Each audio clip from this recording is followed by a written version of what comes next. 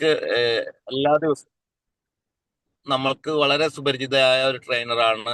എല്ലാ ദിവസവും നമ്മളുടെ ഈ ഒരു ഫ്ലോറിന്റെ ഒരു നിറസാന്നിധ്യം എന്ന് വേണമെങ്കിൽ പറയാം. വളരെ കൺസ്ട്രക്റ്റീവ് ആയിട്ടുള്ള ഫീഡ്ബാക്ക് പറഞ്ഞുകൊണ്ട് നമ്മൾക്ക് എപ്പോഴും സപ്പോർട്ട് ചെയ്യുന്ന, വളരെ പക്വതയോടെ എന്നും അഭിപ്രായം പറയുന്ന അംബിക ടീച്ചറാണ് എന്നൊരു മൈൻഡ് ദ ഗ്യാപ്പ് എന്നൊരു സെഷനുമായി വന്നിരിക്കുന്നത്. ഇതിനു മുമ്പ് ഒരു ട്രെയിനർ ചന്ദ്രിക മാഡം വരാറുണ്ട്. ചന്ദ്രിക മാഡം റെയിൽവേ റിട്ടയർ ആയിട്ടുള്ള ചന്ദ്രിക മാഡത്തിന്റെ ഒരു രൂപസാദൃശ്യം എനിക്ക് അംബിക മാഡത്തിനെ കാണുമ്പോൾ തോന്നാറുണ്ട്. ഇതുപോലെ തന്നെയാണ് സെയിം അഭിപ്രായങ്ങളൊക്കെ വളരെ പക്വതയോടെ പറയുന്ന ചന്ദ്രിക മാം ഇപ്പോ ഫ്ലോറിലില്ല. ഇപ്പൊ കുറച്ചു നാളായിട്ട് ആ ഒരു തിരക്കിലാണെന്ന് തോന്നുന്നു. എന്തായാലും ഇന്ന് അംബിക ടീച്ചറാണ് നമ്മളുടെ ട്രെയിനർ. റിട്ടയർഡ് ലെക്ചറാണ് ഗവൺമെന്റ് പോളിടെക്നിക്കിലെ കൺസൾട്ടന്റ് സൈക്കോളജിസ്റ്റ് ആൻഡ് ട്രെയിനർ. ടീച്ചറെ, the floor is yours.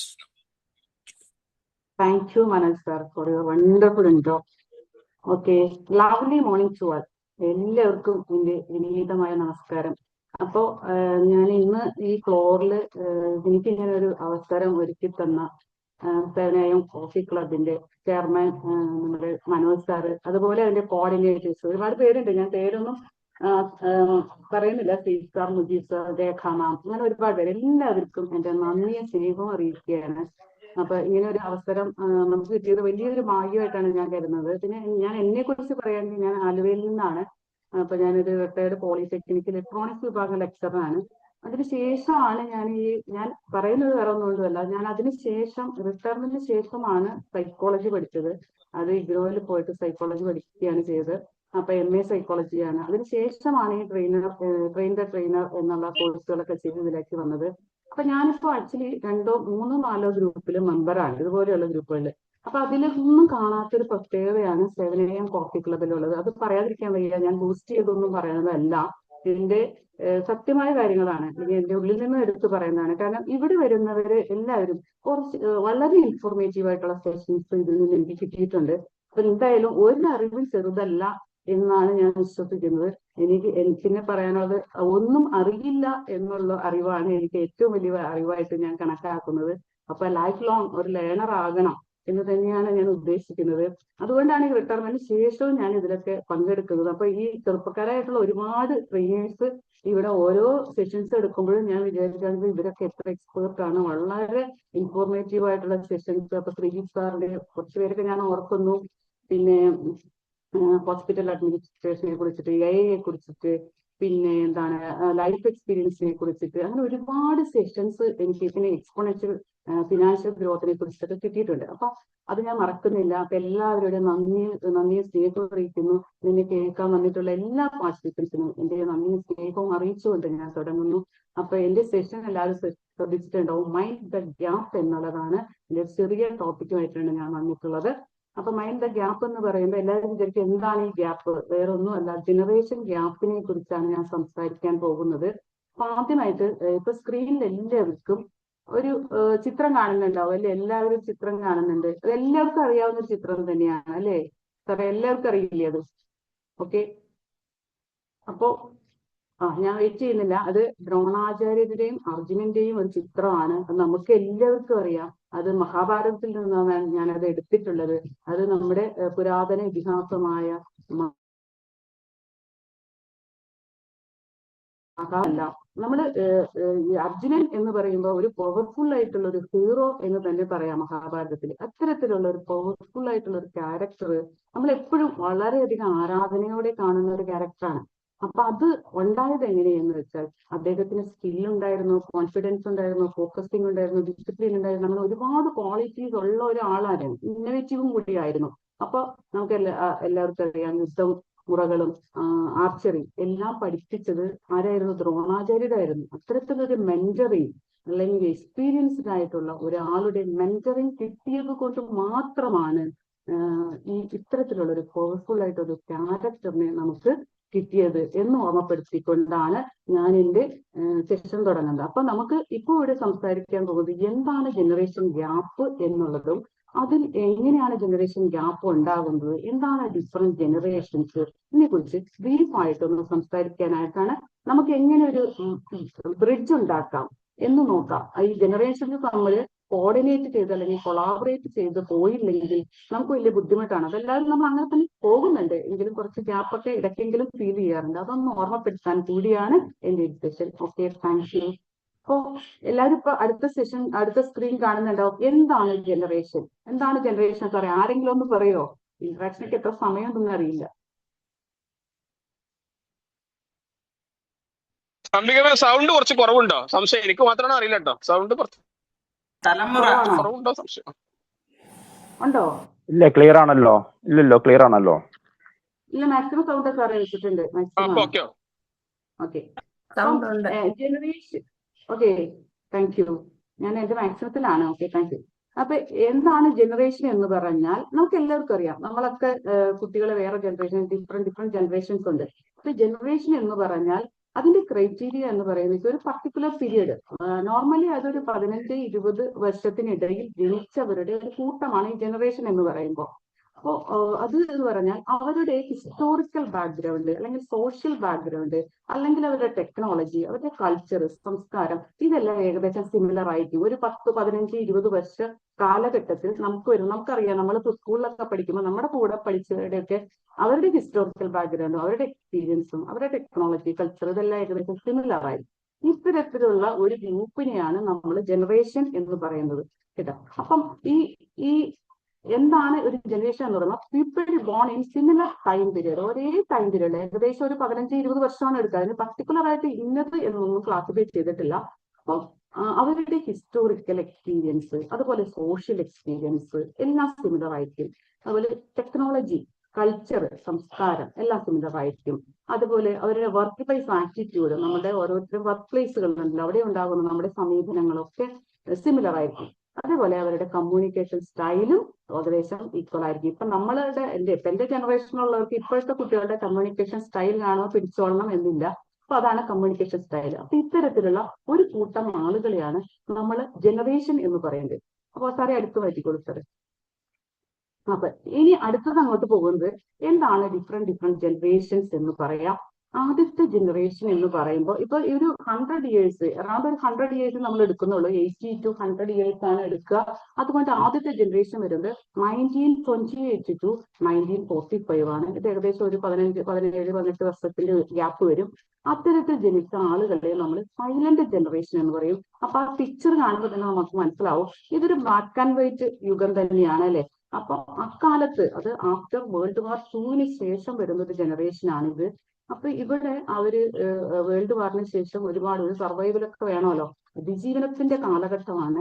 അതുകൊണ്ട് തന്നെ ഒരു റീബിൽഡിംഗ് പീരീഡ് കൂടിയാണ്. അവര് ഡിപ്രസ്ഡ് ആയിരുന്നു, ഒരുപാട് ബുദ്ധിമുട്ടുകൾ, ക്രൈസിസ് അനുഭവിക്കേണ്ടി വന്ന ഒരു കാലഘട്ടമാണ് ഇത്, ജനതയുടെ ഒരു കാലഘട്ടമാണ്. അപ്പൊ അവിടെ ബർത്ത് റേറ്റ് വളരെ കുറവായിരുന്നു. ഡിപ്രഷൻ എന്ന് പറഞ്ഞാൽ വേൾഡ് വാറിന് ശേഷം സർവൈവ് ചെയ്ത് വരണ്ടേ. അപ്പൊ അതുപോലെ അവർ ഒരുപാട് ക്രൈസിസ് അനുഭവിച്ചിട്ടുള്ള ഒരു ജനവിഭാഗമാണ് സൈലന്റ് ജനറേഷൻ എന്ന് പറഞ്ഞാൽ. അതാണ് ആദ്യത്തെ എടുക്കുന്നത്. നെക്സ്റ്റ് വൺ, നെക്സ്റ്റ് എടുത്തോളൂ. ഓക്കെ, സെക്കൻഡ് വൺ വരുന്നത് ബേബി ബൂമേഴ്സ് ആണ്. അത് 1946 മുതൽ 1964 വരെ ജനിച്ച ഒരു കൂട്ടം ആളുകളെയാണ് അതിനകത്ത് ഉൾപ്പെടുത്തിയിട്ടുള്ളത്. അവര് വിശ്വസ്തരായ ഒരു ജനവിഭാഗമായിരുന്നു. അതുപോലെ തന്നെ അവര് ഹൈറാർക്കിയിൽ വിശ്വസിച്ചിരുന്നു. എന്ന് പറഞ്ഞാൽ ഒരു എന്താ പറയാ, ഹൈറാർക്കി എന്ന് പറഞ്ഞാൽ ഒരു സ്ഥാനക്രമം എന്ന് പറയുമ്പോഴത്തേന് ഇപ്പൊ നമ്മൾ ഫാമിലി എടുത്താലും ഓഫീസ് എടുത്താലും എവിടെയും ഒരു സ്ഥാനക്രമം ഉണ്ടല്ലോ. അപ്പൊ അതിനകത്തൊക്കെ വളരെയധികം വിശ്വസിച്ചിരുന്ന ആൾക്കാരാണ്. ഇപ്പൊ ഫാമിലിയിൽ നടന്ന അച്ഛൻ, അമ്മ, കുട്ടികൾ എന്നുള്ളത്. ഇപ്പൊ ഓഫീസിലൊക്കെ ആണെങ്കിൽ അവരുടെ അതോറിറ്റീസ്, അത്തരത്തിൽ സൊസൈറ്റിയിലായാലും ഒരു സ്ഥാനക്രമം കൊടുത്ത് അതിനെ ചെയ്തിരുന്ന ആൾക്കാരായിരുന്നു അവർ. അതുപോലെ തന്നെ ഫേസ് ടു ഫേസ് കമ്മ്യൂണിക്കേഷൻ, അതുപോലെ അവർ ഹാർഡ് വർക്കിംഗ് ആയിരുന്നു, ഓപ്പൺ മൈൻഡഡ് ആയിരുന്നു, ഫേസ് ടു കമ്മ്യൂണിക്കേഷൻ സ്കില്ലുള്ളവരായിരുന്നു. ഇതാണ് അവരെ കുറിച്ച് പറയാൻ.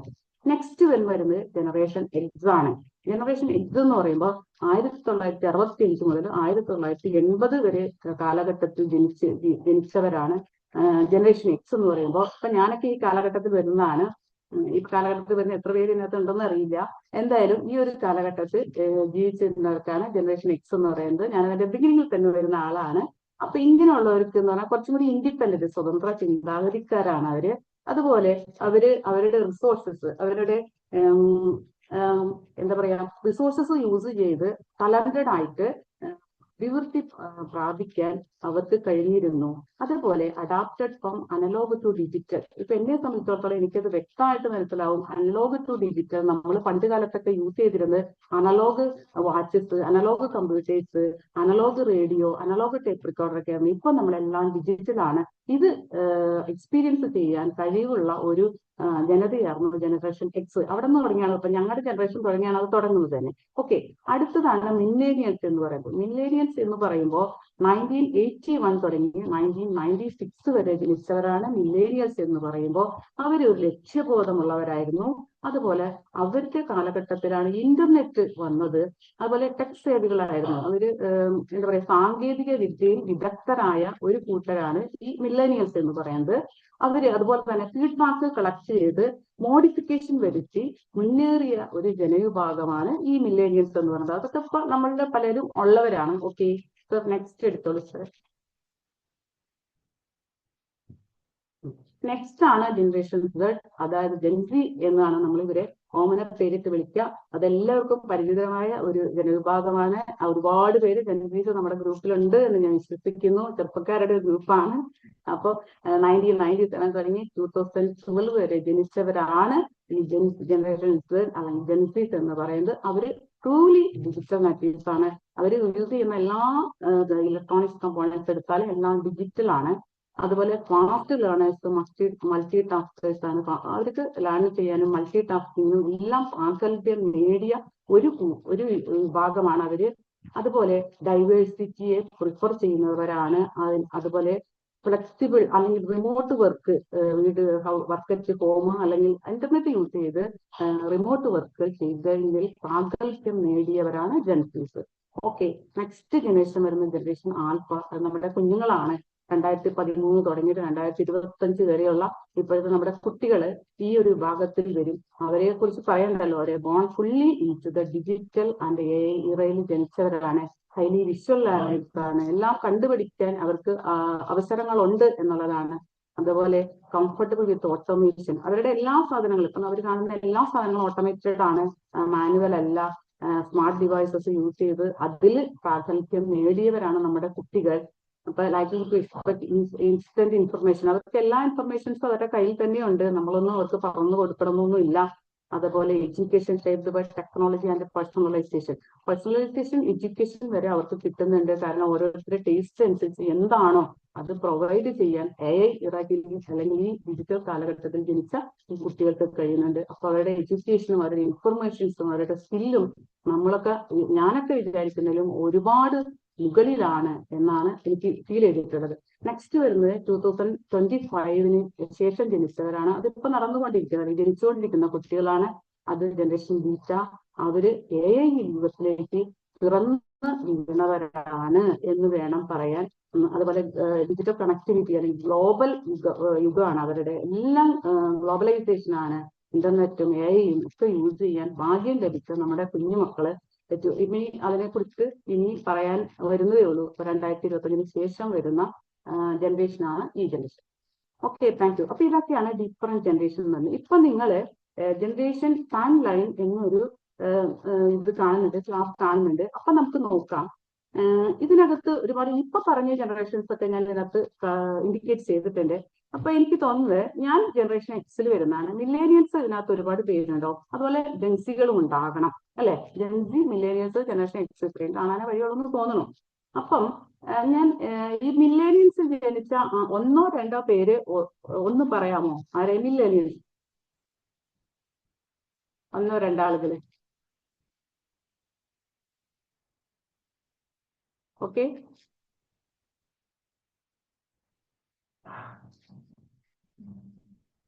Faseela. Okay, thank you ma'am. അപ്പോൾ ഈ ജനറേഷൻ എക്സിനോട് നിങ്ങൾക്ക് ഇഷ്ടപ്പെട്ട ഒരു ക്വാളിറ്റി അല്ലെങ്കിൽ ഇഷ്ടപ്പെടാത്ത ഒരു ക്വാളിറ്റി രണ്ടും പറയണം. ജനറേഷൻ എക്സിൽ നിന്ന് നിങ്ങൾക്ക് അക്സെപ്റ്റ് ചെയ്യാൻ പറ്റുന്നതും അക്സെപ്റ്റ് ചെയ്യാൻ പറ്റാത്തതുമായ ഒരു ക്വാളിറ്റി പറയാമോ? ടോളറേറ്റ് ചെയ്യാൻ പറ്റാത്ത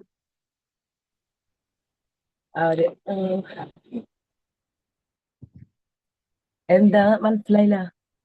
ജനറേഷൻ ഇപ്പൊ മില്ലേനിയൽസ് ജനിച്ച ഓരോ ജനറേഷനും നമ്മളെ ഗ്യാപ്പ് ഉണ്ടാവുമല്ലോ. ജനറേഷൻ ഗ്യാപ്പിനെ കുറിച്ചാണ് സംസാരിക്കുന്നത്. അപ്പൊ നമുക്ക് ജനറേഷൻ എക്സ് ഇപ്പൊ മില്ലേനിയൽസ് ജനിച്ച ഒരാൾക്ക് ജനറേഷൻ എക്സിൽ ഇഷ്ടപ്പെടാത്ത ഒരു കാര്യങ്ങൾ ഉണ്ടാവുമല്ലോ, ഉണ്ടാവില്ലേ? ഉപദേശം ആ ഉപദേശിക്കും. ഓക്കെ, അത് താങ്ക് യു മാം. അതന്നെ എല്ലാരും പറയാറ്.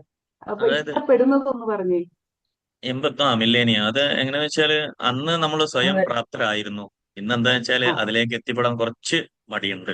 അന്ന് നമ്മളൊരു അഡ്രസ്സ് ഓക്കെ കണ്ട് എഴുതി കഴിഞ്ഞാൽ അത് തേടി കണ്ടുപിടിച്ച് നമ്മൾ ആ ഭാഗത്തിലേക്ക് എത്തും. ഇന്ന് കുറച്ച് അത്രത്തോളം റിസ്ക് എടുക്കുന്നില്ല എന്നൊരു സംഭവം. ഇന്ന് വേഗതയാണ്. ഓക്കെ, പക്ഷെ thank you okay. Thank you sir, thank you sir, ഒരുപാട് നന്ദി. അതുപോലെ ജനറേഷൻ ജെൻസികളുടെ എടുത്താലോ? അപ്പൊ നിങ്ങൾക്ക് ഇഷ്ടപ്പെടാത്ത ഒരു ക്വാളിറ്റി അതിനകത്തും കാണൂലേ ജെൻസികളുടെ കാര്യത്തില്? നമുക്കൊരു ഗ്യാപ്പ് എന്തായാലും ഉണ്ടാവുമല്ലോ. എല്ലാത്തിനും ഒരു സാമട്ടാണ്. അതിനെന്താ എന്നുള്ളൊരു ചോദ്യമാണ് കുട്ടികൾക്ക്. ആ ഓക്കെ, താങ്ക് യു. അതുപോലെ അവർക്ക് ഇഷ്ടപ്പെടുന്ന ഒരു ക്വാളിറ്റിയും കൂടി ഇല്ലേ ജെൻസികളില്?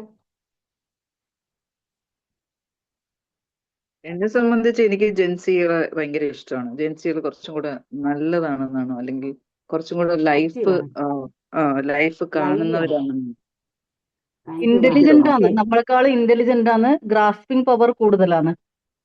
Thank you, thank you. അതൊക്കെ വളരെ നല്ലൊരു ഫീഡ്ബാക്ക് ആണ്. ഇതൊക്കെയാണ് നമുക്ക് പറയാനുള്ളത്. അപ്പൊ ഇതിൽ നിന്ന് നമ്മൾ മനസ്സിലാക്കേണ്ടതെന്ന് വെച്ചാൽ ഒരു അംബിക ജനറേഷൻ മാം, നല്ലതാണ് അല്ലെങ്കിൽ അംബിക മാം, ആ ഞാൻ പറയട്ടെ, പറഞ്ഞോളൂ മാം. സന്ധ്യയാണേ. പറഞ്ഞോളൂ മാം.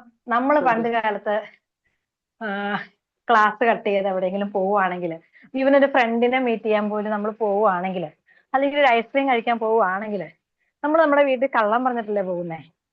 ഓക്കെ, പക്ഷെ ഇന്നത്തെ കുട്ടികളോ, അവർ സത്യസന്ധരാണ്. അവർ ഓക്കെ, സത്യം പറഞ്ഞിട്ടേ പോവുള്ളൂ. അമ്മ ഞാൻ സിനിമ കാണാൻ പോവാണ് എന്ന് സത്യം പറഞ്ഞിട്ട് പോവുള്ളൂ. അത് വലിയൊരു ഡിഫറൻസ് അല്ലേ? അത് അവരുടെ ഓക്കെ, ക്വാളിറ്റി ശരിയാണ്. അല്ലേ? അതെ അതെ അതെ, ഓക്കെ. അവര് ഓപ്പൺ മൈൻഡഡ് ആണ്. നമ്മള് നയൻറ്റീസിന് നോ പറയാൻ കുറച്ച് മടിയായിരുന്നു. അതായത് ഇപ്പൊ നമുക്ക് വയ്യാത്തൊരു ഉത്തരവാദിത്തമാണെങ്കിലും നമ്മള് ഏറ്റെടുക്കുന്ന ഒരു നമ്മൾ ടൈപ്പ് ആയിരുന്നു. ഏറ്റെടുക്കും. നോ പറയാൻ മടിയായിരുന്നു. ഇപ്പത്തെ പക്ഷേ കറക്റ്റ് നോ കറക്റ്റ്. പറയാൻ മടിയില്ല, അവര് പറയും. അതല്ല അത് അവരുടെ കറക്റ്റ്. ക്വാളിറ്റി ആയിട്ടാണ് കൺസിഡർ ഇപ്പത്തെ ചെയ്യണ്ടേ. ജനറേഷൻ കുറച്ചും കൂടെ എനിക്ക് എന്തായാലും താങ്ക് യു. എല്ലാവരുടെയും പേര് കാണാൻ പറ്റുന്നില്ല, കുറച്ച് പേരല്ലേ കാണാൻ പറ്റുള്ളൂ. താങ്ക് യു ഫോർ സോഷ്യലി ഇടപഴകലൊക്കെ ഇപ്പത്തെ ജെൻസീസും ഇപ്പത്തെ ജനറേഷന് കുറവാണെന്ന് തോന്നിയിട്ടുണ്ട്. സോഷ്യലി ഇടപഴകുന്നത് ശരിയാണ്, കറക്റ്റ് ആണ്. സ്വന്തത്തിലേക്കൊന്ന് ഒതുങ്ങിയ പോലെ തോന്നാറുണ്ട്. Okay, correct. അതെ അതെ, സാമൂഹിക ഉത്തരവാദിത്വം ഇപ്പോഴത്തെ പിള്ളേരിൽ തീരല്ല. അതും കറക്റ്റ് ആണ്.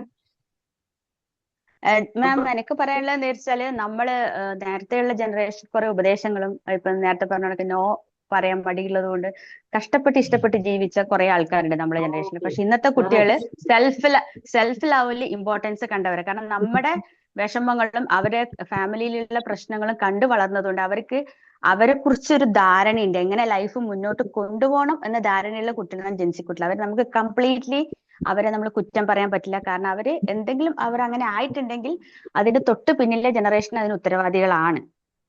അപ്പോ ജെൻസി കുട്ടികളിൽ കണ്ട ഒരു നല്ലൊരു ക്വാളിറ്റി എന്ന് വെച്ചാൽ അവർ സെൽഫ് ലവിന് വളരെ ഇമ്പോർട്ടൻസ് കൊടുക്കുന്നുണ്ട്. അവർക്ക് അവരുടെ ലൈഫിനെ കുറിച്ചൊരു ധാരണയുണ്ട്. അപ്പൊ അതിന്റെ അനുസരിച്ച് ചെയ്യുന്ന ഒരുപാട് നല്ല കുട്ടികൾ. എല്ലാത്തിലും നല്ലതും മോശം ഉണ്ടാവും. പക്ഷെ അവരെ കുറിച്ച് ഞാൻ കണ്ടൊരു ഒരു ക്വാളിറ്റി അതാണ്. അങ്ങനെ ഒരു റിലേഷൻഷിപ്പ് മെയിൻറ്റെയിൻ ചെയ്യാനും അവർക്ക് നന്നായിട്ട് അറിയാം. നമ്മളെ പോലെയല്ല. അത് ഞാൻ ഇതിനിടയ്ക്ക് ഒരു റീല് കണ്ടായിരുന്നു, ഹരികൃഷ്ണൻസിലത്തെ ഒരു ഇത്. അതായത് മോഹൻലാലിന്റെയും എന്താ പറയാ മമ്മൂട്ടിയും ജൂഹി ചൗളയോട് കാണിക്കുന്ന ഒരു ആറ്റിറ്റ്യൂഡും ഇന്നത്തെ കുട്ടികളെ ഫ്രണ്ട്ഷിപ്പിൽ കാണിക്കുന്ന ഒരു ആറ്റിറ്റ്യൂഡും. കാരണം അവർ ഫ്രണ്ട്സിനെ ഫ്രണ്ട്സായിട്ടും ലവറായിട്ടും കാണാനുള്ള ഒരു കപ്പാസിറ്റി നമ്മളെ ജനറേഷനെക്കാട്ടിയും ഉള്ളത് ഇപ്പോഴത്തെ കുട്ടികൾക്കാണെന്നാണ് പഠനം പറഞ്ഞു വരുന്നത്. താങ്ക് യു മാം. പേര് എനിക്ക് കാണാൻ പറ്റുന്നില്ല. സ്മിത മനോജ്. സ്മിത മനോജ്, വളരെ നന്ദി. എന്തായാലും എല്ലാവരും നന്നായി ഇന്ററാക്ട് ചെയ്തു. ഇമോഷണൽ ലെവലിൽ ഭയങ്കര ഇന്റർണലി ഡിഫറെന്റാ. ഇമോഷണലി തോട്ട് ഭയങ്കര ഇന്റർണലി ഡിഫറെന്റാ ഇപ്പോഴത്തെ ജെൻസി ഉള്ള ആൾക്കാരും മുമ്പുള്ള ആൾക്കാർ തമ്മിൽ വ്യത്യാസം. ഇമോഷണലിൽ ഇപ്പോൾ അധികമില്ല, ഒറ്റ മുമ്പ് അങ്ങനെയല്ല. ഇമോഷണലി വളരെ കണക്റ്റഡ് ആണ്, ക്വാളിറ്റി ആണ്. വളരെ കണക്കാണ്, അത് കറക്റ്റാണ്. അവർക്ക് ഇമോഷൻസ് ഒന്നും വലിയ പ്രശ്നമില്ല. അവരവരുടേതായ ഈ പറഞ്ഞ മാതിരി സെൽഫ് ലവും അവർക്ക് ഒരുപാട്. അപ്പൊ ഇതിനകത്തുനിന്ന് നമ്മളിപ്പോ ഒരു ജനറേഷൻ നല്ലതാണ് മറ്റൊരു മോശമാണെന്നൊന്നും നമുക്കൊന്നും പറയാൻ പറ്റില്ല. അങ്ങനെ ഒരു ജസ്റ്റിഫിക്കേഷനേ ഇല്ല. ഇപ്പൊ എല്ലാ ജനറേഷനും അതിൻ്റെതായ പോരായ്മകളും നന്മകളും ഉണ്ട് എന്ന് മനസ്സിലാക്കുക. അപ്പൊ നമ്മള് ഇനി അടുത്ത സ്ലൈഡ് ഇട്ടോ സാറേ. അപ്പൊ നമ്മൾ എങ്ങനെ ഇവരുമായിട്ട് നമുക്കൊന്ന് എല്ലാ ജനറേഷനുമായിട്ട് നമുക്കൊന്ന് കൂടി പോകാം, ഒരു ബ്രിഡ്ജിങ് എങ്ങനെ സാധ്യമാകും എന്നൊന്ന് നോക്കാം. ഓക്കെ, ഇനി എന്തുകൊണ്ടാണ് ഗ്യാപ്പ് ഉണ്ടാകുന്നത്? എന്തുകൊണ്ടാണ് ഡിഫറെന്റ് എക്സ്പോഷർ ടു ടെക്നോളജി? ഇപ്പൊ കുട്ടികള് നമ്മുടെ ടെക്നോളജി ഒന്നും അല്ല പിള്ളേർക്ക്. ഇപ്പൊ ഈവൻ ഞാൻ റിട്ടയർ ചെയ്തിട്ട് 3-4 കൊല്ലമായി. അപ്പൊ ഇപ്പോ എനിക്ക് ടെക്നോളജി, അന്ന് ഉപയോഗിച്ച ടെക്നോളജി ഇപ്പൊ ഞാൻ ഇതിനകത്ത് നിൽക്കുന്ന കാരണം കുറെ ടെക്നോളജിയും ഒക്കെ എനിക്ക് പറ്റുന്നുണ്ട്. അത് ബിക്കോസ് ഓഫ് കുറെ ക്ലാസ്സസ് ഒക്കെ എനിക്ക് കിട്ടി, അതുകൊണ്ട് മാത്രമാണ്. പക്ഷെ എന്റെ കൂടെ റിട്ടയർ ചെയ്തവരെല്ലാവരും ഇപ്പോ ആ ഒരു ടെക്നോളജി ഇപ്പോൾ വരുന്ന AI ഒക്കെ അവൈൽ ചെയ്യാൻ അവർക്ക് പറ്റുന്നുണ്ടോ എന്ന് ചോദിച്ചാൽ ഇല്ല എന്നായിരിക്കാം എന്റെ ആൻസർ. എന്നല്ല, അങ്ങനെ തന്നെയാണ്.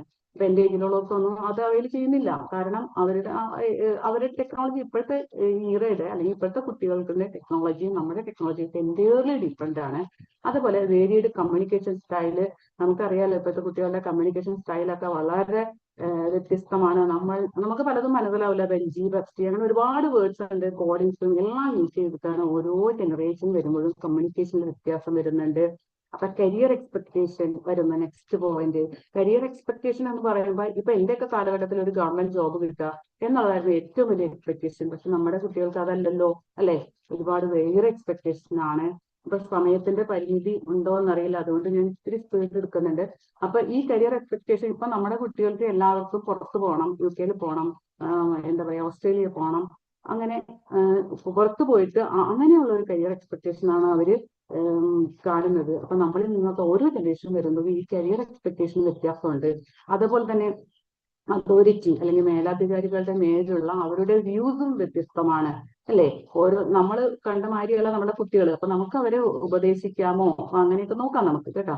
അപ്പൊ ഇനി ഡൈവേഴ്സ് ഡെഫിനിഷൻ ഓഫ് സക്സസ് എന്ന് പറയുന്നത് അവരെ സംബന്ധിച്ചിടത്തോളം, ഇപ്പോഴത്തെ കുട്ടികളെ സംബന്ധിച്ചിടത്തോളം സക്സസ് എന്ന് പറഞ്ഞാൽ എന്താണ്, നമുക്ക് സക്സസ് എന്ന് പറഞ്ഞാൽ എന്താണ്, എല്ലാം വ്യത്യസ്തമാണ്. നമ്മൾ വിചാരിച്ചത് എന്റെ കാലഘട്ടമാണ് എനിക്ക് പറയാൻ പറ്റുക. അപ്പൊ എന്റെ വിചാരം കല്യാണമൊക്കെ കഴിച്ചു, മക്കളൊക്കെ ആയി, ഫാമിലി ലൈഫൊക്കെ ആയി, അതാണ് സക്സസ്, അല്ലെങ്കിൽ ജോലി കിട്ടി, അങ്ങനെ ജീവിക്കുന്നതാണ് സക്സസ് എന്നാണ്. പക്ഷെ ഇപ്പോഴത്തെ കുട്ടികളെ സംബന്ധിച്ചിടത്തോളം അവർ പറയണ എന്താണ്, ഇപ്പൊ കല്യാണം മാരേജ് ഇല്ലെങ്കിൽ എന്താണ്, കുട്ടികൾ ഉണ്ടായില്ലെങ്കിൽ എന്താണ്, സക്സസ് ആവില്ലേ എന്നാണ് അവരുടെ ചോദ്യം. അങ്ങനെയൊക്കെയുള്ള ചോദ്യങ്ങൾ നമ്മൾ ഫേസ് ചെയ്തിട്ടുണ്ട്. അപ്പൊ എന്റെ ഫാമിലിയിലും അങ്ങനെ തന്നെയാണ്. എന്റെ കുട്ടികളുടെ കാര്യത്തിൽ ഞാൻ അത് ഫേസ് ചെയ്തിട്ടുള്ള ആളാണ്.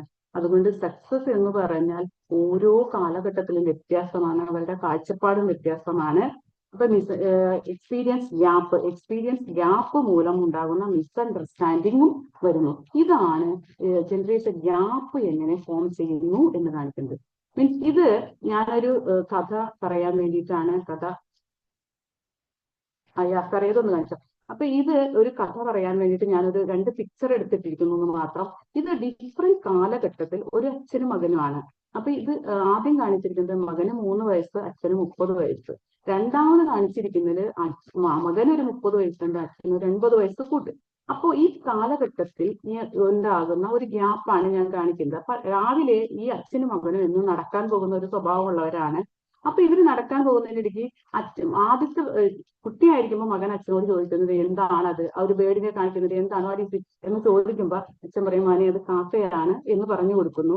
അത് എത്രയോ പ്രാവശ്യം കുട്ടി ചോദിക്കുന്നുണ്ട്. ഈ രണ്ടാമത്തെ ഇതിൽ വരുമ്പോഴത്തേനും അച്ഛനും മകനും കാലഘട്ടം മാറി. അപ്പൊ നേരെ തിരിച്ചായി, അച്ഛൻ ഇത്തിരി മെമ്മറി പ്രോബ്ലം ഒക്കെ വരുമല്ലോ ഏജ് റിലേറ്റഡ് ആയിട്ട്. അപ്പൊ അച്ഛൻ ഈ കാക്കയുടെ എന്താണതെന്ന് ഒരു പ്രാവശ്യം ചോദിക്കുമ്പോൾ മകൻ പറയും ഓക്കെ അത് കാക്കയാണ് എന്ന് പറഞ്ഞു കൊടുക്കും. രണ്ടാമതും ചോദിക്കുന്നു, ഓക്കെ അത് കാക്കയാണ്. മൂന്നാമതും അച്ഛൻ ചോദിച്ചാൽ മകൻ എന്തായാലും ദേഷ്യം വരും. മകൻ പറയും എന്താണിത് എപ്പോഴും അച്ഛൻ ഇങ്ങനെ ചോദിച്ചുകൊണ്ടിരിക്കുന്നത്. മകൻ ദേഷ്യപ്പെടുകയാണ്. ഇതാണ് ഈ ചിത്രത്തിന്റെ ഒരു ആധാരം. അപ്പോ ഈ വീട്ടിൽ ചെന്നിട്ട് ഈ അച്ഛൻ ഇത് കാണിച്ചു കൊടുക്കേണ്ടത് അന്ന് എഴുതി വെച്ച ഒരു ഡയറിയിൽ എഴുതി വെച്ചിരിക്കുന്നത് ഇവൻ എപ്പോഴോ അല്ലെങ്കിൽ ഈ 3 വയസ്സിൽ ഒരു ദിവസം തന്നെ ഇതേ ചോദ്യം 10ഓ 20ഓ പ്രാവശ്യം ചോദിച്ചിട്ടുണ്ട്. അന്ന് അച്ഛൻ കാണിച്ച ക്ഷമ ഇന്ന് മകൻ കാണിക്കുന്നുണ്ടോ? അങ്ങനെ പറഞ്ഞു കൊടുക്കുമ്പോ അച്ഛന് അത് കാണിക്കല്ലോ, ഓഫ്കോഴ്സ് അതില്ല. അപ്പൊ ഇതാണ് ജനറേഷൻ ഗ്യാപ്പ് എന്ന് പറയുന്നത്. അത് കാണിക്കാൻ വേണ്ടിയിട്ടാണ് ഞാനൊരു കഥ പറഞ്ഞത്. അപ്പോൾ ക്ഷമയോടുകൂടി നമ്മൾ മക്കൾക്ക് പറഞ്ഞു കൊടുക്കുന്ന മാതിരി കുറച്ച് അവർ മെച്ചൂർഡ് ആകുമ്പോൾ തിരിച്ചിങ്ങോട്ട് അവർക്ക് ആ ക്ഷമ ഉണ്ടാകുമോ, ഉണ്ടാകേണ്ടതുണ്ടോ എന്ന് നമുക്കൊന്ന് നോക്കാം. ഇല്ലെങ്കിൽ നമുക്കതെങ്ങനെ ഉണ്ടാക്കാം. അപ്പോ അടുത്തത് practical steps to bridge the generation gap. നമ്മൾക്ക് ഈ ജനറേഷൻ ഗ്യാപ്പ് ബ്രിഡ്ജ് ചെയ്യേണ്ടത് ആവശ്യകതയാണ്. ഒരു സൊസൈറ്റി എന്ന് പറഞ്ഞാൽ ഡിഫറെന്റ് ഏജ് ഗ്രൂപ്പിലുള്ള ആൾക്കാരാണ്, അല്ലാതെ ഒരേ ഏജ് ജൻസികൾ അല്ലെങ്കിൽ മില്ലേനിയൽസ് അങ്ങനെയൊന്നും പറയാൻ പറ്റില്ല. അപ്പൊ ആബാല വൃദ്ധം ജനങ്ങൾ എന്നാണല്ലോ നമ്മൾ പറയാ. അപ്പൊ കുട്ടികൾ തുടങ്ങിയിട്ട് വൃദ്ധര് വരെയുള്ള ആളുകൾ നമ്മുടെ സൊസൈറ്റിയിലുണ്ട്. അപ്പൊ നമുക്കൊരു ബ്രിഡ്ജിങ് ആവശ്യമാണ്. അപ്പൊ എങ്ങനെയാണ് ഈ ബ്രിഡ്ജിങ് ഉണ്ടാക്കുക എന്ന് നോക്കാം. ഫസ്റ്റ് വൺ ഇംപ്രൂവ് കമ്മ്യൂണിക്കേഷൻ ആണ്. നമ്മൾ കമ്മ്യൂണിക്കേഷൻ ഇംപ്രൂവ് ചെയ്യുക എന്നുള്ളതാണ്. നമ്മുടെ ഫാമിലിയിൽ തുടങ്ങാം. നമുക്ക് എപ്പോഴും നമ്മൾ പല സെഷനുകളിനകത്ത് പറയാറുണ്ട് കമ്മ്യൂണിക്കേഷൻ എങ്ങനെയാണ്, കമ്മ്യൂണിക്കേഷൻ എങ്ങനെയാണ്, നമ്മൾ മറ്റുള്ളവരെ കേൾക്കേണ്ട ആവശ്യകത എന്ത്. അപ്പൊ അതും നമ്മൾ ഫാമിലിയിലേക്ക് കൊണ്ടുവരിക, നമ്മുടെ കമ്മ്യൂണിക്കേഷൻ ഇംപ്രൂവ് ചെയ്യുക. അതുപോലെ തന്നെ നെക്സ്റ്റ് വൺ ആണ് മ്യൂച്വൽ റെസ്പെക്ട് എന്ന് പറയുന്നത്. പരസ്പരം ബഹുമാനത്തോടെ വേണം സംസാരിക്കാൻ. നമ്മൾ മക്കളാണ് അല്ലെങ്കിൽ പാരന്റ്സിന് മാത്രം അന്നില്ല റെസ്പെക്ട്, നമ്മൾ തിരിച്ചും കുട്ടികളെയും റെസ്പെക്ട് ചെയ്യേണ്ടത് ആവശ്യമാണ്. ഏത് ആളുകളായാലും ഡിഫറെന്റ് ഓരോരുത്തരും ഒരു വ്യക്തികളാണ്. നമ്മൾ പരസ്പരം ബഹുമാനിക്കണം, റെസ്പെക്ട് ചെയ്യണം. അതൊരു ആവശ്യകതയാണ്. അതുപോലെ അണ്ടർസ്റ്റാൻഡ് ഈച്ച് അതേഴ്സ് പെർസ്പെക്റ്റീവ്. ഒരു കാര്യത്തെ കുറിച്ച് എന്റെ വീക്ഷണമല്ല എന്റെ മക്കളുടെ വീക്ഷണം, എന്റേതുള്ള ഡിഫറെന്റ് ആയിരിക്കും. അതുപോലെ എന്റെ പാരന്റ്സിന്റെ വീക്ഷണവും സെപ്പറേറ്റ് ആണ്. അപ്പൊ ഇത് നമ്മൾ മനസ്സിലാക്കണം. ഓരോ ജനറേഷൻ മാറുന്തോറും പെർസ്പെക്റ്റീവിൽ വരുന്ന വ്യത്യാസമുണ്ട്. അതുപോലെ ടെക്നോളജിയിൽ വരുന്ന വ്യത്യാസം, അതാണ് ടെക്നോളജി ഗ്യാപ്പ് എന്ന് പറയുന്നത്. ഇപ്പൊ ഞാൻ ഈ ഒരു ഇതെടുക്കുമ്പോഴും എനിക്കിത് കിട്ടുന്നില്ല മകളെ, അല്ലെങ്കിൽ അതാണ് ഇതാണ്, ഞാൻ എന്റെ മക്കളോട് ചോദിക്കുക ചെയ്യുക. അപ്പൊ നമ്മൾ എന്ത് ചെയ്യണം? നമുക്കറിയില്ലാത്തത് നമ്മൾ മക്കളോട് ചോദിക്കുക. അതുപോലെ തന്നെ ചെറിയ കുട്ടികൾ അല്ലെങ്കിൽ ചെറിയ ജനറേഷനിൽ ന്യൂ ജനറേഷനിലുള്ള ആളുകള് ഓൾഡ് ജനറേഷനിലുള്ള ആളുകൾ ഇപ്പൊ നമ്മുടെ പാരന്റ്സിനെ ടെക്നോളജി ഒക്കെ ഒന്ന് പഠിപ്പിച്ചു കൊടുക്കുമെന്ന് വെച്ചിട്ട് എന്താ ഒരു കുഴപ്പമില്ല അല്ലെ? അവര് സ്മാർട്ട് ഫോണൊക്കെ അവര് യൂസ് ചെയ്യട്ടെ. അപ്പൊ ഒരുപാട് പേര് അങ്ങനെ പഠിപ്പിച്ചു കൊടുക്കുന്നവരുണ്ട്. പക്ഷെ തിരിച്ചുകൊണ്ട് മക്കളോട് ചോദിക്കുമ്പോ പിന്നെ അമ്മയ്ക്ക് ഇപ്പൊ അതാണ് അല്ലെങ്കിൽ അച്ഛൻ അതാണ് എന്ന് പറയുന്നത് നമ്മൾ കേൾക്കാറുണ്ട്. അങ്ങനെയല്ല. നമ്മൾ ഈ ടെക്നോളജി ഗ്യാപ്പോ അല്ലെങ്കിൽ ടെക്നോളജിയും ഓൾഡ് ജനറേഷനൊക്കെ പഠിപ്പിച്ചു കൊടുക്കാനുള്ള ഉത്തരവാദിത്വം കൂടി ഈ യങ്ങർ ജനറേഷൻ ഉണ്ട് എന്ന് ഓർമ്മപ്പെടുത്തുകയാണ്. അതുപോലെ സ്പെൻഡ് ക്വാളിറ്റി ടൈം ടുഗദർ. നമ്മൾ ക്വാളിറ്റി ടൈം സൊസൈറ്റിയിലായാലും നമ്മളുടെ വീടുകളിലായാലും നമ്മൾ ക്വാളിറ്റി ടൈം യൂസ് ചെയ്യുക. അതുപോലെ നമ്മൾ അവോയ്ഡ് ജഡ്ജ്മെന്റ് ആൻഡ് ക്രിറ്റിസിസം. മറ്റുള്ളവരെ ജഡ്ജ് ചെയ്യാനും ക്രിറ്റിസൈസ് ചെയ്യാനും ഒക്കെ നമുക്ക് വലിയ താല്പര്യമാണ്. ഇപ്പൊ നമ്മളായാലും, ഞാൻ പാരന്റ് ആണ്, അപ്പൊ ഇത്രയും ഏജിൽ നിൽക്കുമ്പോൾ എനിക്ക് കുറ്റം പറയാലോ, മറ്റവര് അങ്ങനെയാണ്, അവൾ അങ്ങനെയാണ്, അല്ലെങ്കിൽ മകൻ ഇങ്ങനെയാണ്, അങ്ങനെ നമ്മൾ കുറ്റപ്പെടുത്താനൊന്നും നിൽക്കണ്ട. ജഡ്ജ്മെന്റും ക്രിറ്റിസിസവും ഒഴിവാക്കുക. അതുപോലെ അവർ തിരിച്ചും മക്കൾ അമ്മ എന്ന് പറഞ്ഞാൽ അച്ഛൻ എന്ന് പറഞ്ഞാൽ നിങ്ങൾ എന്ത്, അങ്ങനെ ഒരു ക്രിറ്റിസൈസ് ചെയ്യേണ്ട ആവശ്യമില്ല. പരസ്പര ധാരണയോടെ നമ്മൾ മുന്നോട്ട് പോകണം.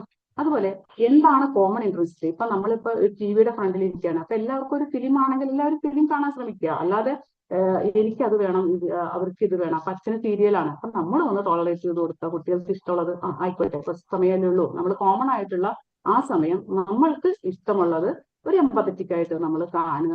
അപ്പൊ കുട്ടികളുടെ ഇഷ്ടം നമ്മുടെ ഇഷ്ടം രണ്ടും കൂടി കോമൺ ആയിട്ട് പോകുന്ന ഒരു ഇൻട്രസ്റ്റിൽ നമ്മൾ പോവുക. Next learning both vase. അങ്ങോട്ടും ഇങ്ങോട്ടും ഒരു ലേണിംഗ് വേണം. അതുപോലെ പേഷ്യൻസ് ആൻഡ് എംപത്തറ്റിക്. പേഷ്യന്റും എംപത്തറ്റിക്കും ആയിരിക്കണം. പരസ്പരം ധാരണയോടുകൂടി മറ്റുള്ളൊരു വികാരവും കൂടി നമ്മൾക്ക് മനസ്സിലാക്കാൻ കഴിയണം. ഏതൊരാളായാലും മുതിർന്ന ജനറേഷനിലും യങ്ങർ ജനറേഷനെയും നമ്മൾ എംപത്തറ്റിക് ആയിട്ട് കാണണം. അടുത്തത് പ്രൊമോട്ട് ഇന്റർ ജനറേഷണൽ ആക്ടിവിറ്റീസ്. ഇപ്പൊ നമ്മൾ ഏറ്റവും നമ്മുടെ ദേശീയ ഉത്സവമായ നമ്മൾ ഓണമൊക്കെ ആഘോഷിക്കുന്നത്, ഈ ഓണമൊക്കെ ആഘോഷിക്കുന്നത് നമ്മൾ വളരെ ആക്റ്റീവായിരിക്കും അല്ലെ?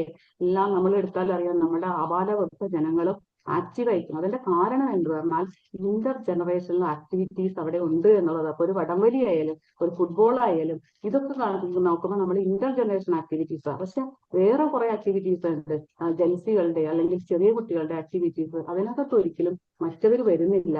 അപ്പൊ നമ്മൾ ഇത്തരത്തിലുള്ള ജനറൽ ആക്ടിവിറ്റീസ് അല്ലെങ്കിൽ ഇന്റർ ജനറേഷൻ ആക്ടിവിറ്റീസിനെ പ്രൊമോട്ട് ചെയ്യുക, എല്ലാവരെയും ഒരുമിച്ച് കൊണ്ടുപോകാൻ ശ്രമിക്കുക. അതാണ് ഗ്യാപ്പ്, ബ്രിഡ്ജ് ജനറേഷൻ ഗ്യാപ്പ് എന്ന് പറയുന്നത്. ആ ഒരു ഇത്രയും ടെക്നിക്സ് ആണ് നമ്മൾ യൂസ് ചെയ്യുക.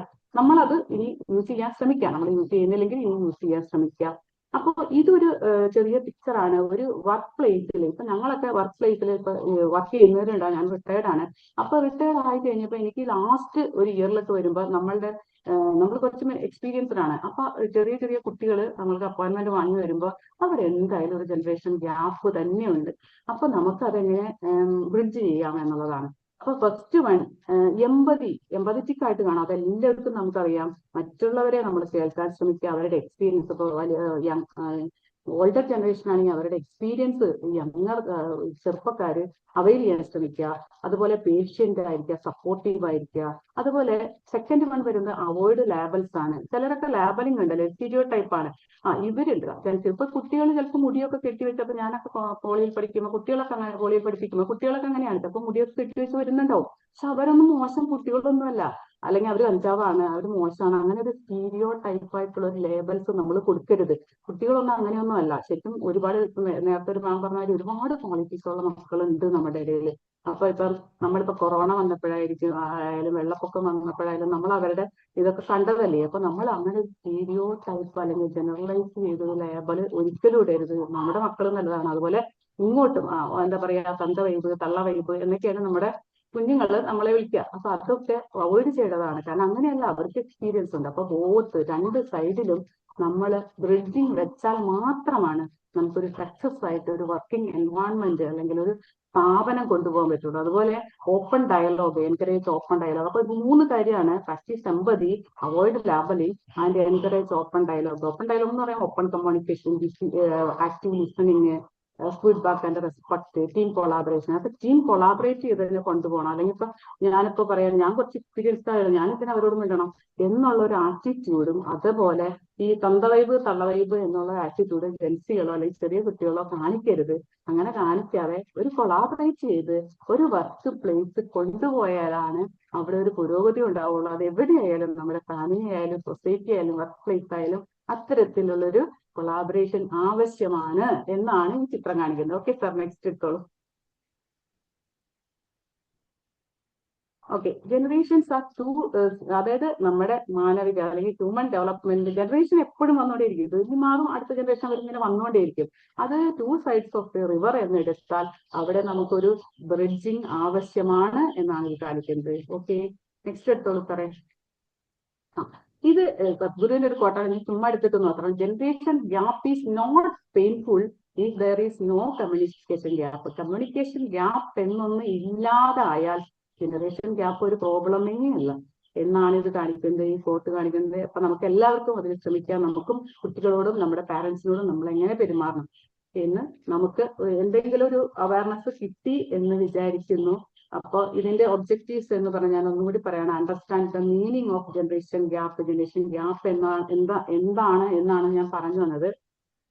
എന്തൊക്കെ കോൺഫ്ലിക്റ്റ് നമ്മുടെ ഇടയിൽ ഉണ്ടാകുന്നു. ഇപ്പൊ എല്ലാവരുടെയും മനസ്സിലേക്ക് ഒരുപാട് കോൺഫ്ലിക്ട്സ് വന്നിട്ടുണ്ടാവും, ജനറേഷൻ ഗ്യാപ്പിൽ വരുന്ന കോൺഫ്ലിക്ട്സ്. അപ്പോൾ എന്താണ് അവരുടെ ഇമോഷണൽ നീഡ്സ്, അല്ലെങ്കിൽ യങ് ആയിട്ടുള്ള കുട്ടികൾ എന്താണ് ഇഷ്ടപ്പെടുന്നത്, അതുപോലെ ഓൾഡർ ആയിട്ടുള്ള കുട്ടികൾ എന്താണ് ഇഷ്ടപ്പെടുന്നത്, അത് നമുക്കൊന്ന് ശ്രദ്ധിക്കാം. അതുപോലെ എമ്പത്തറ്റിക് ആവാം. അതുപോലെ മിസ്അണ്ടർസ്റ്റാൻഡിങ് ഇല്ലാതാക്കാൻ എന്ത് ശ്രമിക്കാം. അതുപോലെ ടെക്നോളജി ഗ്യാപ്പാണ് ഏറ്റവും വലിയ ഗ്യാപ്പായിട്ട് വരുന്നത്. അതെനിക്കിപ്പോ ഇവിടെ ഫീൽ ചെയ്യുമ്പോൾ ഞാൻ ഒരുപാട് ആപ്പുകള് അല്ലെങ്കിൽ AI എങ്ങനെ ഉപയോഗിക്കാം ഇതൊക്കെ പഠിച്ചത് ഈ ചെറുപ്പക്കാരിൽ നിന്നാണ്. എനിക്ക് സന്തോഷമുണ്ട്. ഒരുപാട് ഞാനിവിടെ ഈ 7am കോഫി ക്ലബിൽ വന്നിട്ടും ഒരുപാട് പഠിച്ചിട്ടുണ്ട്. അപ്പൊ അതിലൊക്കെ സന്തോഷം, ടെക്നോളജി ഒക്കെ പഠിക്കാൻ കഴിയുന്നത്. അപ്പൊ നമ്മൾ അവിടെ എനിക്ക് ഇനി അവരെ പഠിച്ചിട്ട് വേണം എന്നുള്ളത് അങ്ങനെയല്ല. നമ്മൾ എമ്പത്തറ്റിക് ആയിട്ട് അല്ലെങ്കിൽ ടെക്നോളജി അഡ്വാൻസ്ഡ് സ്കില്ല് കുട്ടികളുടെ ഇടയിൽ നിന്ന് പഠിച്ചിട്ട് ഏത് ഏജിൽ നിന്നായാലും നമ്മളത് പഠിച്ചെടുക്കാൻ ശ്രമിക്കണം. അതേപോലെ വയസ്സായിട്ടുള്ള ആളുകളെ അല്ലെങ്കിൽ ഓൾഡ് ജനറേഷനെ പഠിപ്പിക്കാൻ യങ്ങർ ജനറേഷൻ തയ്യാറാകണം എന്നുള്ളതൊക്കെയാണ് ഞാൻ പറഞ്ഞത്. അടുത്ത് കമ്മ്യൂണിക്കേഷൻ ആൻഡ് റെസ്പെക്ട് ആണ്. അതെല്ലാവർക്കും അറിയാം. നമ്മളെപ്പോഴും നമ്മുടെ ഗാർഡിയൻസിന് അല്ലെങ്കിൽ പാരന്റ്സിനോട് ഒരു കമ്മ്യൂണിക്കേഷൻ, എമ്പത്തറ്റിക് ആയിട്ടുള്ള കമ്മ്യൂണിക്കേഷൻ കൊണ്ടുപോയാൽ അത് വർക്ക് പ്ലേസിലായാലും സൊസൈറ്റിയിലായാലും ഫാമിലിയിലായാലും ഇത്തരത്തിൽ കൊണ്ടുപോയാൽ മാത്രമാണ് നമുക്കൊരു ഇന്റഗ്രേറ്റഡ് ആയിട്ടുള്ള ഒരു സൊസൈറ്റി ഡെവലപ്പ് ചെയ്ത് നമുക്ക് പുരോഗതിയിൽ എത്താൻ പറ്റുകയുള്ളൂ എന്ന് പറഞ്ഞുകൊണ്ട് ഞാൻ എന്റെ സെഷൻ വൈൻഡപ്പ് ചെയ്യാൻ ആഗ്രഹിക്കുകയാണ്. അപ്പൊ എല്ലാവർക്കും എന്തെങ്കിലുമൊക്കെ കിട്ടിയിട്ടുണ്ടാകും എന്ന് വിചാരിക്കുന്നു. Okay, thank U. ഇത്രയും നേരം എന്നെ കേട്ടിരുന്ന എല്ലാവർക്കും നന്ദി അറിയിച്ചുകൊണ്ട് ഞാൻ നിർത്തുന്നു. എൻ്റെ ഒരു ഫ്രണ്ട് കയറിയിട്ടുണ്ട്, സുൽത്താൻ മാം. സുൽത്താൻ മാം എൻ്റെ ഒരു ഫ്രണ്ടാണ്. Thank you, ma'am. ട്രെയിനറും സൈക്കോളജിസ്റ്റും ഒക്കെയാണ്. സന്തോഷം ma'am. Okay, thank you. Thank you so much. ഇതിലേക്ക് ഇതുവരെ ശ്രമിച്ച എല്ലാവർക്കും പ്രാക്ടീസ് ചെയ്തവർക്കും നന്ദിയും സ്നേഹവും അറിയിക്കുന്നു. Okay, thank U. നിങ്ങൾക്ക് ആഡ് ഓൺ ചെയ്യാം. നിങ്ങൾക്ക് ഒരുപാട് അഭിപ്രായങ്ങൾ പറയാനുണ്ടോ? എല്ലാവരുടെയും ഫീഡ്ബാക്കും അഭിപ്രായങ്ങളും ക്ഷണിക്കുന്നു. Thank you. Thank U Manoj. Thank you.